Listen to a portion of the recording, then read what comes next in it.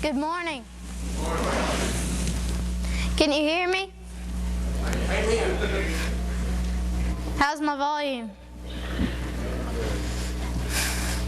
I don't know if you've ever been to a concert, but they always have their new act go first, and then they have their star performer at the end.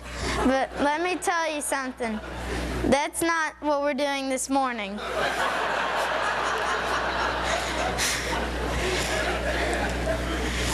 Think back to a song that is often taught to young children. Only a little boy David and only a babbling brook. Only a little boy David and only 5 stones he took.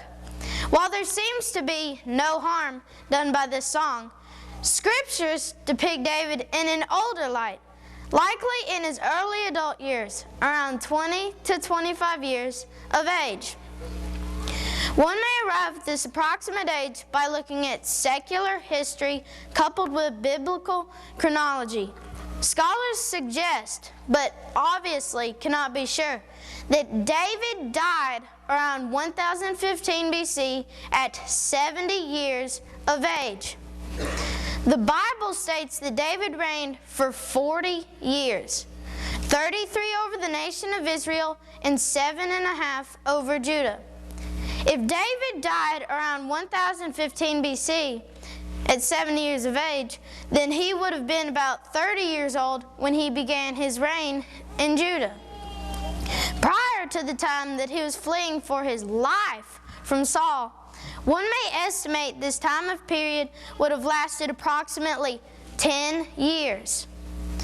This estimate would coincide with the Hebrew scholars who suggest that David had reached a stage of sexual maturity.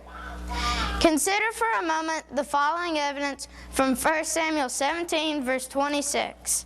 It says, "When David heard Goliath's words, righteous indignation was excited within him. David could not allow an uncircumcised Philistine to defy the armies of the living God." The Israelite armies had turned into groups of cowards as they heard Goliath's words taunting them morning and night for 40 days. Spiritual outrage unquestionably serves as David's prime motivation to fight this Philistine. 1 Samuel 17, verse 25 through 27 says, "And the men of Israel said, It shall be that the man who killeth him, the king will enrich him great riches, and give him his daughter, and make his father's house free in Israel. And David spake to the men who stood by him, saying, What shall be done to the man who killeth this Philistine, and taketh away reproach from Israel? And the people answered him in this manner, saying, So shall it be done to the man who killeth him. The one who killed the giant would be rich, marry the king's daughter, and his father's house would be free in Israel." Notice David's interest in these things for which he asked for them to be repeated. What shall be done? David is old enough and spiritually strong enough to confidently face this Philistine giant. While David is older than many people think, he was still viewed as a young man. Saul said, "Thou art not able to go against this Philistine, for thou art but a youth, and he, this man of war, from his youth."